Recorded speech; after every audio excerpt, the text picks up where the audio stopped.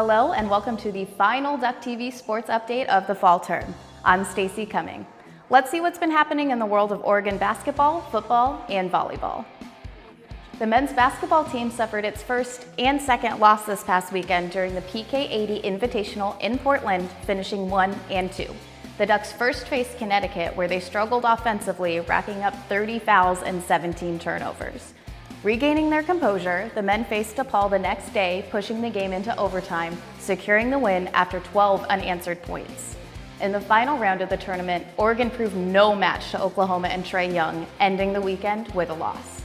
The Ducks need to focus on increasing their effort and intensity as they return to Matthew Knight this Friday to host Boise State, the first of 4 home games.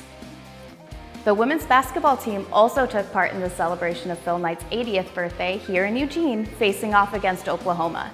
The 10th-ranked Ducks took the lead in the first quarter, and it was off to the races from there, with Oregon up as much as 23 points in the fourth.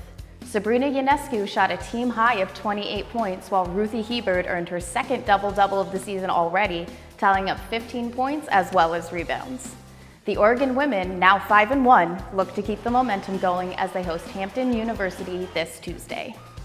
Passing it over to football, the much-anticipated Civil War is in the books, with the Ducks coming out victorious in record fashion, both in points as well as win margin. Last year, Oregon ended their season with a hard-hitting loss in Corvallis, in which the Ducks gave up a 10-point lead and an 8-year reign against the Beavers. The hopes of revenge, mixed with some questionable comments made by Oregon State coach Corey Hall over the week, gave Oregon the fight and motivation they needed. Quarterback Justin Herbert ended the day with 251 passing yards and 3 touchdowns, while running back Royce Freeman rushed for 122 yards, adding 2 scores to his career total of 60, breaking the Pac-12 record. Fans will have to wait and see if Freeman will add to his numbers and opt to play in the postseason. Saturday's win puts the Ducks at 8-5, doubling their wins from last season and making them bowl eligible. While several names are being thrown around like the Las Vegas or Independence Bowl, it's seeming much more likely they will be chosen to the Cactus Bowl on December 26th. Official selections will take place this Sunday.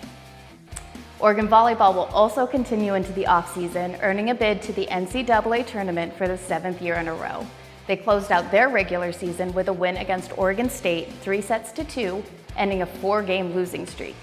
Double-doubles seem to be in fashion as August Raskey and Taylor August both got their 6th of the season, Maggie Scott with her 8th, and Lindsay Vanderweide recording her 9th, a team best.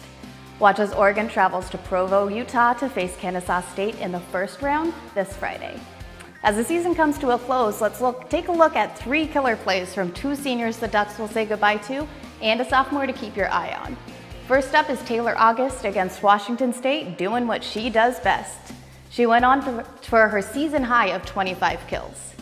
Next senior up is Maggie Scott with an incredible dive for the save against Stanford.